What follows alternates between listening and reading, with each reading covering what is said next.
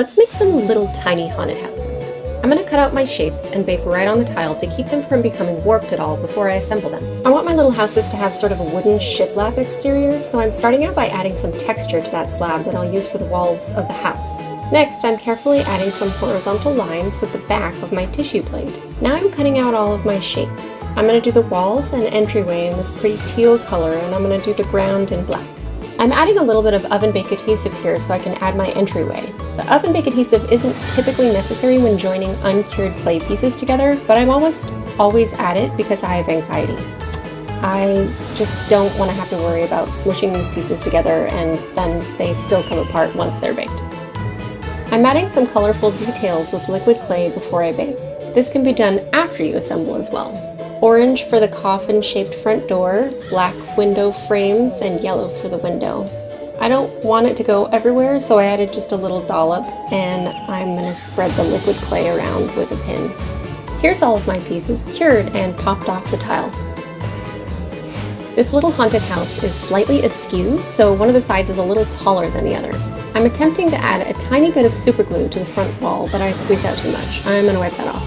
This is going to go back into the oven when I add the roof, and super glues typically weaken with exposure to heat. I'm using high heat tolerance super glue here, but it's okay if you don't have that. I'm going to reinforce all the joints with clay so it'll be nice and durable after baking. I'm just trying to get everything aligned here as the super glue dries. Now I'm adding the ground piece, and then it's time for the roof.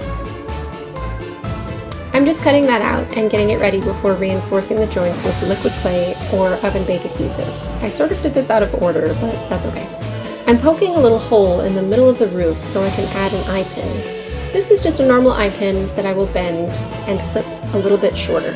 I just need a little piece of clay that I can use to hold the pin in place. Remember that any metal inserted into clay needs to be held there mechanically, not just with glue.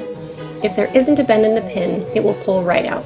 I typically work with firmer clay because I think it's easier to handle without squishing or warping it, but these roofs, however, need really soft clay. It needs to be well conditioned and pliable so that it doesn't crack when you bend them.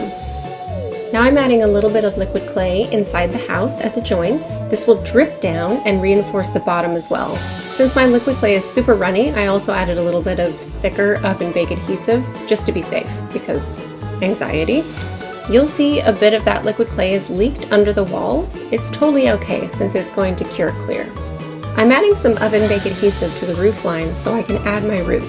Since the house was designed to be askew, one side of the roof is a little longer than the other side. I'm just making sure I have the right sides where they should be. Now I'm going to add some cute details to the back. We've included this little double-sided gravestone cutter, and I'm using a little ghost from the Tiny Halloween set. I'm just going to stick them to that line of liquid clay on the back. And a wee little pumpkin for the front. It's all baked and looking cute. I'm just going to add some black to the little bats on the back to make them pop, and it's done. Here are all three sizes. What do you think?